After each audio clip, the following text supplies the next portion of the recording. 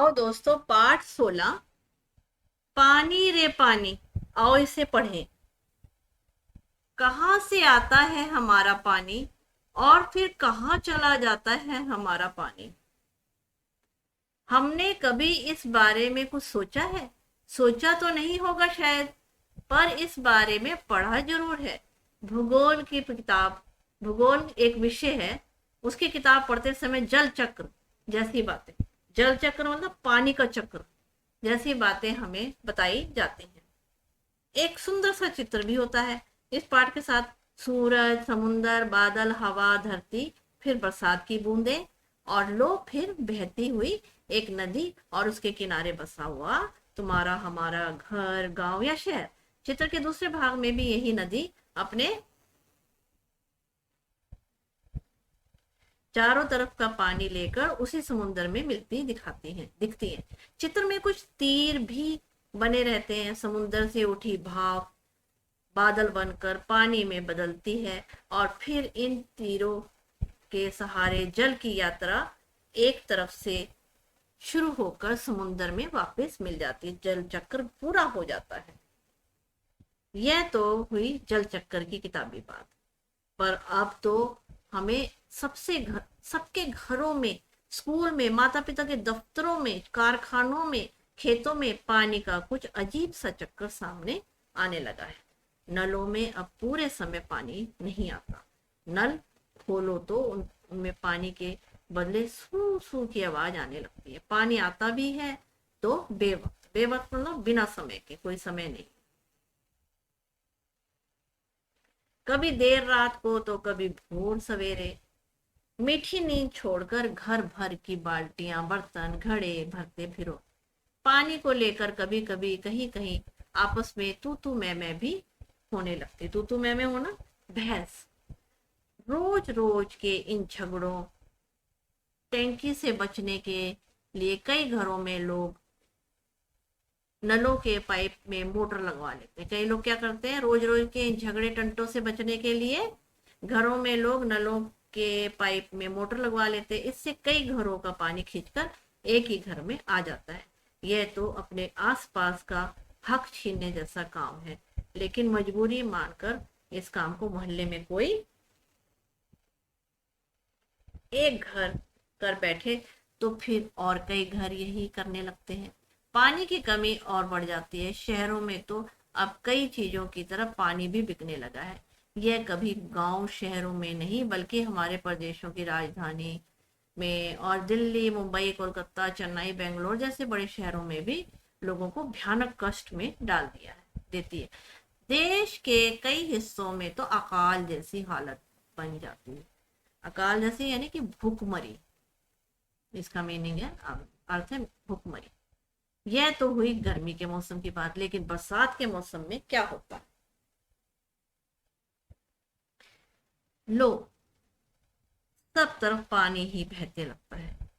हमारे तुम्हारे घर, स्कूल, सड़कों, रेल की पटरियों पर पानी भर जाता है। देश के कई भाग बाढ़ में डूब जाते हैं। यह बाढ़ ना गांव को छोड़ती है, ना मुंबई जैसे शहरों को छोड़ती है। कुछ दिनों के लिए सब कुछ थम जाता है, रुक जाता है, सब कुछ बह जाता है। ये हालात हमारे बताते हैं कि पानी का बेहद कम हो जाना और पानी बेहद ज्यादा हो जाना, यानी अकाल और बाढ़ एक ही सिक्के के दो पहलू हैं। एक ही सिक्के के एक के बिना दूसरा संभव नहीं। याद करें अपनी गुल्लक को। जब भी हमें कोई पैसा देता था, हम खुश होकर दौड़कर उसे झट से अपनी गुल्लक में डाल देते थे। 1 रुपया, 2 रुपया, 5 रुपया, कभी सिक्के तो कभी छोटे छोटे नोट, सब इनमें धीरे धीरे जमा होते रहते थे। फिर जब कभी हमें कुछ पैसों की जरूरत होती थी, इस गुल्लक की बचत का उपयोग कर लेते थे। हमारी ये धरती भी इसी तरह खूब बड़ी गुल्लक है। मिट्टी की बनी इस विशाल गुल्लक में प्रकृति वर्षा के मौसम में खूब पानी बरसाती है। तब रुपयों से भी कई गुना कीमती इस वर्षा में हमें इस बड़ी गुल्लक में जमा कर लेना चाहिए। हमारे गांव में, शहर में जो छोटे बड़े तालाब, झील आदि हैं, वे धरती की गुल्लक में पानी भरने का काम करते हैं। इनमें जमा पानी जमीन के नीचे छिपे जल के भंडार में धीरे धीरे रिस कर छन कर जा मिलता है। इससे हमारा भोजन भंडार समृद्ध होता जाता है। समृद्ध होना, अत्यधिक संपन्नता आती है। पानी का यह खजाना हमें दिखता नहीं, लेकिन इसे खजाने से हम बरसात का मौसम बीत जाने के बाद पूरे साल तक अपने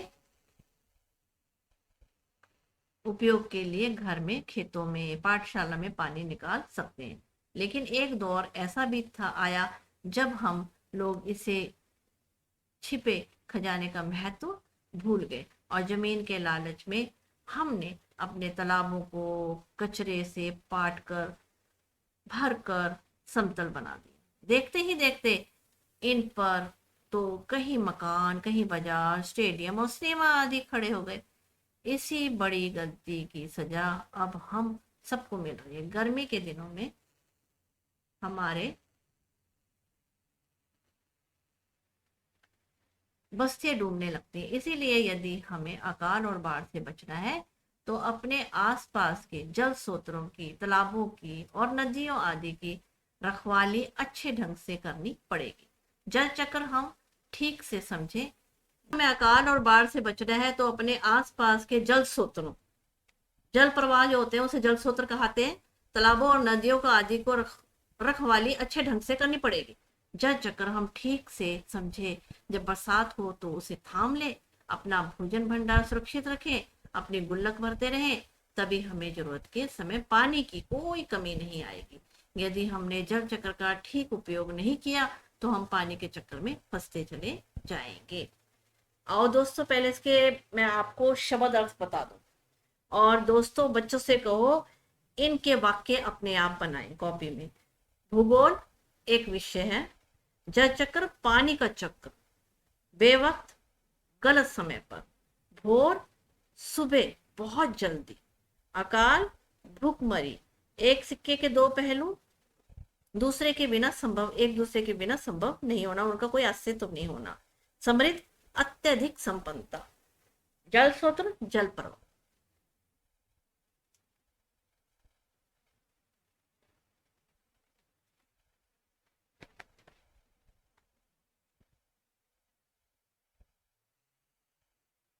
आओ दोस्तों अभ्यास प्रश्न की तरफ चले।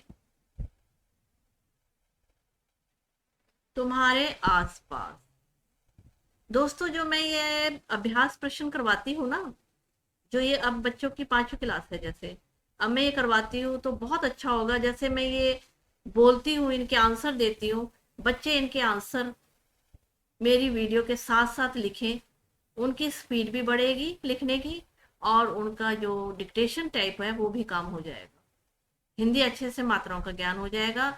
और अगर गलत भी लिखते हैं तो दोस्तों उनकी मदद करिए, आप हेल्प करिए, वो उसको मात्राओं का ज्ञान अच्छे से इस तरीके से हो जाएगा। इससे अच्छे तरीका डिक्टेशन का, हैंड राइटिंग साफ करने का और तेज करने का हाथ नहीं है। तुम्हारे घर में पानी कहाँ से आता है? उत्तर देंगे, हमारे घर में पानी मोहल्ले की बड़ी टंकी से आता है। सुबह शाम एक एक घंटे पानी नल में आता है। दूसरा, तुम्हारे घर का मैला पानी बहकर कहाँ जाता है? मेरे घर का मैला पानी एक बंद नाले से होता हुआ बड़े नाले में जाकर मिलता है।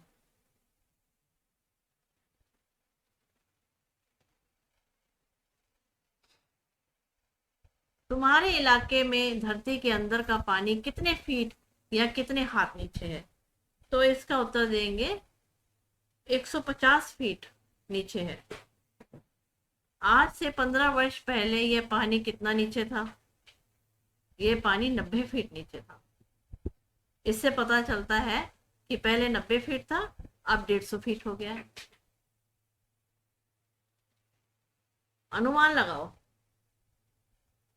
पाठ के आधार पर बताओ। अपने घर के नल के पाइप में मोटर लगवाना दूसरे का हक छीनने के बराबर है। लेखक ऐसा क्यों मानते हैं?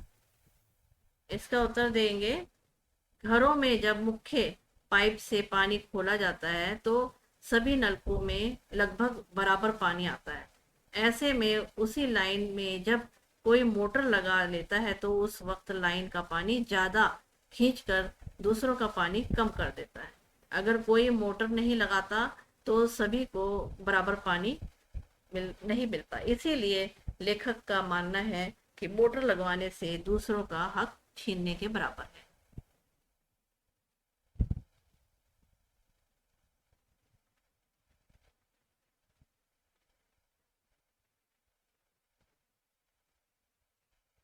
बड़ी संख्या में इमारतें बनने से बाढ़ और अकाल का खतरा कैसे पैदा होता है?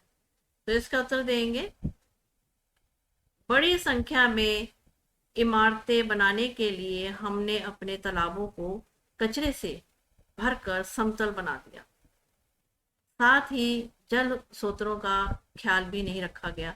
इसके चलते जल चक्कर गड़बड़ा गया और अकाल का खतरा पैदा हो गया।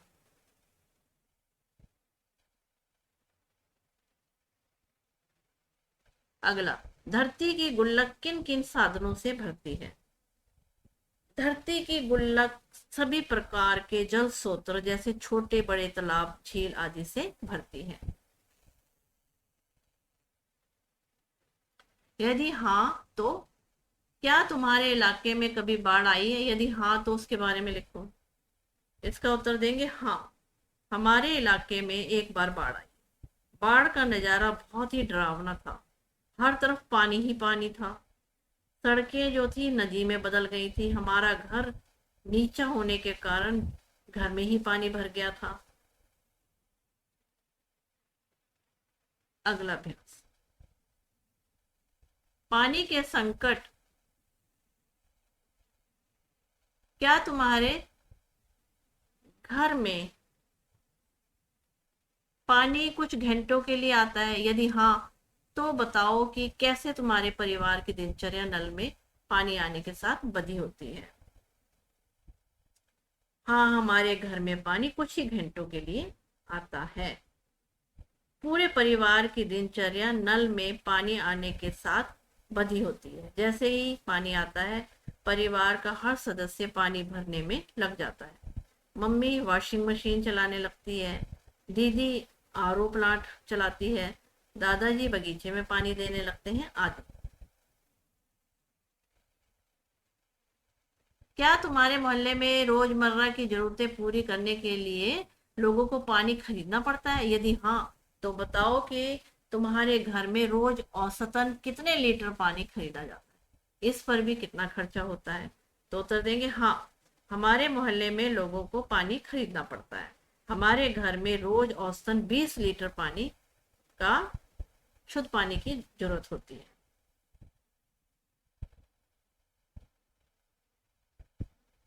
संकट क्यों? अगला अभ्यास, पाठ में पानी के संकट के किस प्रमुख कारण की बात की गई है? उत्तर देंगे, अब हम लोग जल रूपी इस छिपे खजाने का महत्व भूल गए और जमीन के लालच में हमने अपने तालाबों के कचरे से भरकर समतल बना दिया। इन बड़ी बड़ी इमारतें बड़ी खड़ी कर दी, जिससे प्रमुख कारण कही जा सकती है।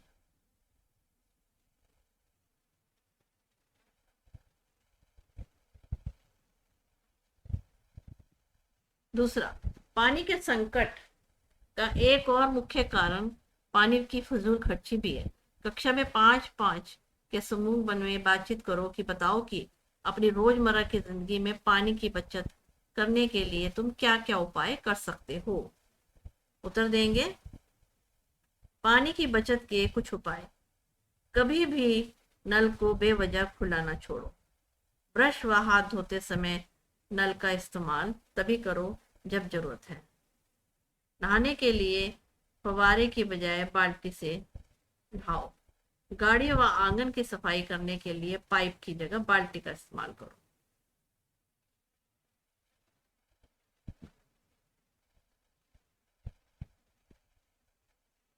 जितना उपलब्ध है उससे कहीं ज्यादा खर्च करने से पानी का संकट उत्पन्न होता है। क्या यही बात हम बिजली के संकट के बारे में भी कह सकते हैं?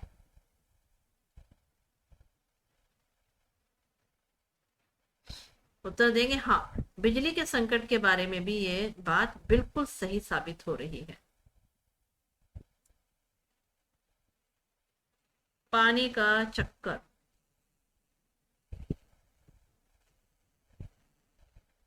पानी की समस्या या बचत से संबंधित पोस्टर और नारे तैयार करो। यह काम तुम चार चार के समूह पे भी कर सकते हो। तो पानी सेव का चित्र बनाओ। पानी की बर्बादी, सबकी बर्बादी, इस नारे की बर्बादी शब्द का अर्थ है या तो अलग अर्थ है, सोचो। उत्तर देंगे, अगर हम पानी को बर्बाद करेंगे तो हम अपने आप को ही बर्बाद कर लेंगे, इसीलिए बर्बादी का दोनों जगह एक ही अर्थ निकलता है। पानी हमारी जिंदगी महत्वपूर्ण तो है ही, मुहावरे की दुनिया में भी उसकी खास जगह है। पानी से संबंधित कुछ मुहावरे इकट्ठे करो और उचित संदर्भ में प्रयोग करो। तो इसका उत्तर देंगे, दूध का दूध, पानी का पानी। सही।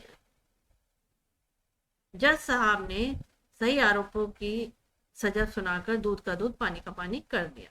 घाट घाट का पानी पीना। मेरे दादाजी ने घाट घाट का पानी पिया है। पानी पानी होना यानी कि शर्मिंदा होना। स्कूल के कार्यक्रम के दौरान अंग्रेजी में सही उच्चारण ना कर पाने से बच्चा पानी पानी हो गया।